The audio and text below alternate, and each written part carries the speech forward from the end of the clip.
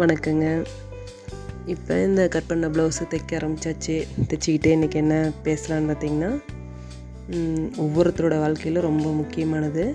அதாவது என்னோடய அனுபவத்தில் நான் தெரிஞ்சுக்கிட்டது என்னென்னா, காசு பணம் கூட இன்றைக்கி இல்லைன்னா நாளைக்கு சம்பாரிச்சிக்கலாம். ஆனால் நேரங்கிறது இன்றைய நேரத்தை வீணடிச்சிட்டோம்னா நாளைக்குடைய நேரம் தான் கிடைக்கும். இன்றைக்குடைய நேரம் கிடைக்காது. நிறைய விஷயத்தில் அந்த மாதிரி தான். நான் இன்றைக்கி செய்யக்கூடிய வேலையை சரி நாளைக்கு செஞ்சுக்கலாம் அப்படின்னு சலுப்பாக விட்டுவிட்டு நிறையா நேரத்தில் இக்கட்டான சூழ்நிலையில் மாட்டியிருக்கேன். இப்போ உதாரணத்துக்கு சொல்லணும்னா, துணி தைக்கிறதே எடுத்துகிட்டால் கூட சரி நாளைக்கு தானே கேட்டாங்க, நாளைக்கு தைச்சிக்கலாம் அப்படிங்கிற மாதிரி இருப்போம். திடீர்னு கொண்டு ஒரு அர்ஜென்ட் ப்ளவுஸு இன்றைக்கி உடனே தைச்சாகணும் அப்படிங்கும்போது இன்றைக்கி தைக்கக்கூடிய ப்ளவுஸை நாளைக்கு நேரம் கிடத்தும்போது அதுவும் சேர்த்து மாட்டிக்குது. ரெண்டும் ஒன்றா இருக்கும்போது நம்மளுக்கு அந்த நேரத்தில் ஒரு டென்ஷன் ஆகிறது, உடம்பு ரொம்ப இதாகிறது, அந்த மாதிரி விஷயங்கள்லாம் நடக்குது. எப்பப்போ எது செய்யணுமோ அந்த டைமில் அதை செஞ்சுக்கிட்டால் தான் கரெக்டாக நேரம் ஒதுக்கி பண்ணிக்கிறதா நம்மளுக்கு பரவாயில்ல. அதே மாதிரி தான் இப்போ ஒரு நல்ல காரியம் செய்கிறதுக்கு இந்த நாள் அந்த நாள் அதெல்லாம் பார்க்கணும் அப்படின்னு சொல்கிறாங்க. என்னையை பொறுத்த வரைக்கும் அது பார்க்குறது ஓரளவுக்கு நல்ல விஷயந்தான். ஆனால் எல்லாத்துக்குமே நேரம் பார்த்துட்டே இருக்கிறது அது தேவையில்லாததுன்னு தான் தோணுது. இப்போ ஒரு விஷயத்தை செய்யணும்னு நினைக்கிறதே ஒரு நல்ல விஷயந்தான். ஒரு தொழில் ஆரம்பிக்கிறதோ ஒரு வேலையை செய்கிறதோ அதுவே நல்ல விஷயந்தான். அந்த நல்ல விஷயத்தை நாம் நினைக்கிற நேரத்துலேருந்தே ஆரம்பித்தா அது எப்படி நல்லதாக தானே சொல்ல முடியும். இல்லை நீ நேற்று ஆரம்பித்த அது சரியில்லை, நீ அது செய்கிற வேலை நல்லா இருக்காது, அப்படி இப்படி போகும். நம்ம ஒரு வேலையே நல்லா அந்த நேரம் நாம் என்ன நேரத்தில் ஆரம்பிக்கிறோமோ அது நம்மளுக்கு நல்ல நேரம்தான். அதே மாதிரி தான் இப்போ ஒரு காசு இன்றைக்கி சம்பாதிக்க முடியல, சரி நாளைக்கு சம்பாரிச்சிக்கலாம், நாளைக்கு வேலையை செய்யலாம் அப்படின்னு ஒவ்வொரு வாட்டியும் தள்ளி தள்ளி போடும்போது ஒரு இக்கட்டான சூழ்நிலையில் மாட்டிட்டோம். திடீர்னு ஒரு இடத்துல போய் கடனே கேட்குறோம் அப்படின்னா கூட அது அந்த நேரத்தில் அவங்களால முடிஞ்சதான் தருவாங்க. இல்லை நாம் எப்படி கட்டுவோம் பிடிப்போங்கிற ஒரு இது தெரிஞ்சு தான் அவங்க கொடுக்குறதா இல்லை வேண்டாமான்னு யோசிப்பாங்க. ஆனால் நம்ம அது பழமொழி சொல்லுவாங்க இல்லையா, காலத்தே பயிர் செய்தால்தான் அறுவடை நேரம் கரெக்டாக இருக்கணும். அது மாதிரி அந்தந்த நேரத்தில் இப்போ ஆடிப்பட்டம் மழை பெய்யுது விதைக்கணும் அப்படின்னு சொல்கிறோன்னா, அந்த ஆடிப்பட்டத்தை விட்டுட்டு நம்ம ஆவணிலேயே புரட்டாசியிலே விதைச்சா அந்த பட்டத்துக்கு உண்டான வெள்ளாமை எதுவுமே நம்மளுக்கு கரெக்டாக வராது. அதே மாதிரி தான் இப்போ நம்ம எந்த ஒரு வேலை செய்யணுன்னாலும் சரி, தொழில் செய்யணுன்னாலும் சரி, இல்லை எங்கேயாவது போகணும் அப்படின்னாலும் சரி, அந்த நேரத்துக்கு கரெக்டாக இது பண்ணணும்.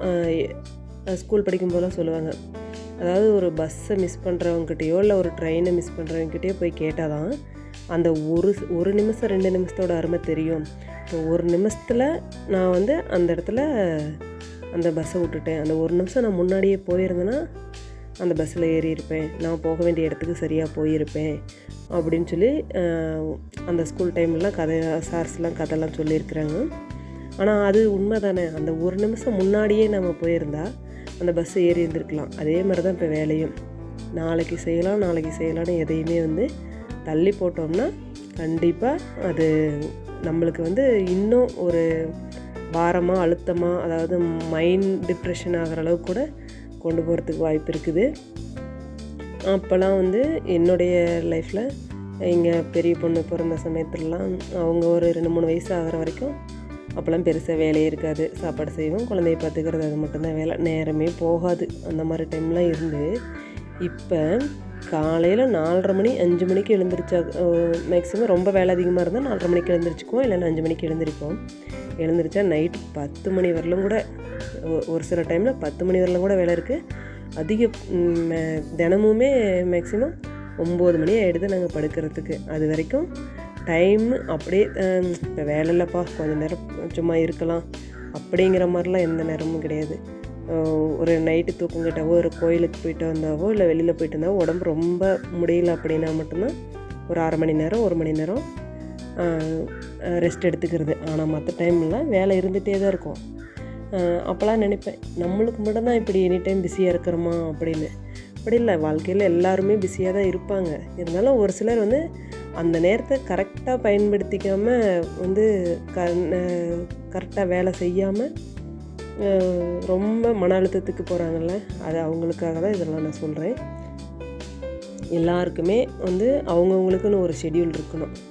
இந்த நேரத்துக்கு எழுந்திரிக்கிறோம், இந்த நேரத்துக்கு இந்த வேலையை செய்யணும். ஸ்கூல் அனுப்புகிறவங்களா இருந்தால் இந்த டைமுக்குள்ளே இதை அனுப்புகிறோம், அனுப்பிட்டு வீட்டு வேலையை செய்கிறோம். நம்மளால் முடிஞ்சது ஏதாவது ஒரு தொழில் அல்லது தொழில் தனியாக ஆரம்பித்து செய்ய முடியும்னா செய்யலாம். இல்லை ஒரு இடத்துக்கு வேலைக்கு போகலாம், இல்லைன்னா துணி தைக்கலாம்.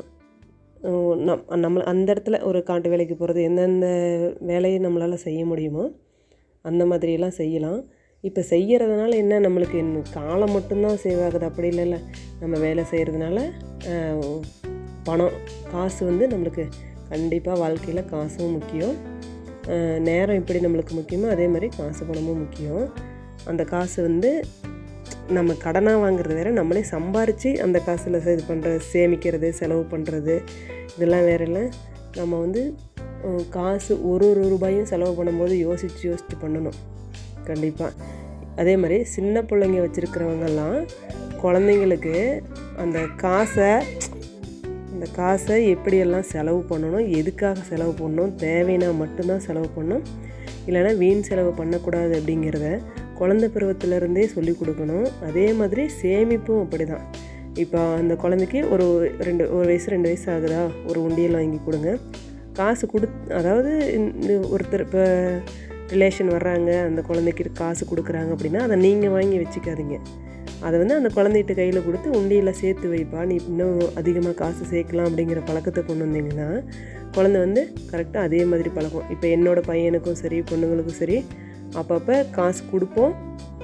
அதே மாதிரி ரிலேஷன் யாராவது வந்தாங்கனாலும் காசு கொடுப்பாங்க. அந்த காசை வந்து அப்படியே உண்டியலில் தான் போட்டு வைப்பாங்க. பாப்பாங்களாம் தேவைன்னா, அதாவது நோட் புக் வாங்குவோம், இதுக்காக தேவைன்னா அவங்க வந்து காசு அது வாங்கிட்டு போவாங்க.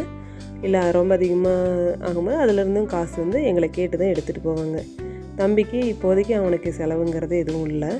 அதனால் எப்படி பார்த்தாலும் அந்த காசு வந்து சேவிங்ஸ் அப்படியே உண்டியல்லே தான் இருக்கும். எனக்குமே அப்போலேருந்து அதே ஒரு பழக்கம் தான். அதாவது சேமித்தது போக தான் செலவு பண்ண வேண்டிய வழியே, எப்பயுமே செலவு பண்ணது போக சேமிக்கணும்னு நினைக்க மாட்டேன். ஏன்னா செலவு பண்ணிட்டு வந்துடுவோம், அதுக்கப்புறம் எங்கே சேமிக்கிறதுக்குன்னு ஒரு தொகை எடுத்து வச்சிட்டோம். அதுக்கப்புறம் என்ன பண்ணுவோம்னா அந்த இருக்கிற காசை வச்சு தான் செலவு பண்ணுவோம். ஆனால் வந்து செலவு பண்ணிட்டு வந்து சேமிக்கலான்னு பார்த்தா அந்த காசு எல்லாம் செலவு பண்ணிட்டு வந்துட்டோம்னா இங்கே சேமிக்கிறதுக்கு இப்போ 100 ரூபாய் ஒரு 500 ரூபாய் இருக்குதுன்னா ஒரு 50 ரூபாய் எடுத்து வச்சுட்டு போயிட்டோம்னா 450 ரூபாய்க்கு செலவு பண்ணிட்டு வந்துடலாம். ஆனால் 500 ரூபாயும் கொண்டு போயிட்டு 500 ரூபாய் செலவு பண்ணிட்டு வந்துட்டோம்னா அந்த 50 ரூபாய் எடுத்து வைக்க முடியாது.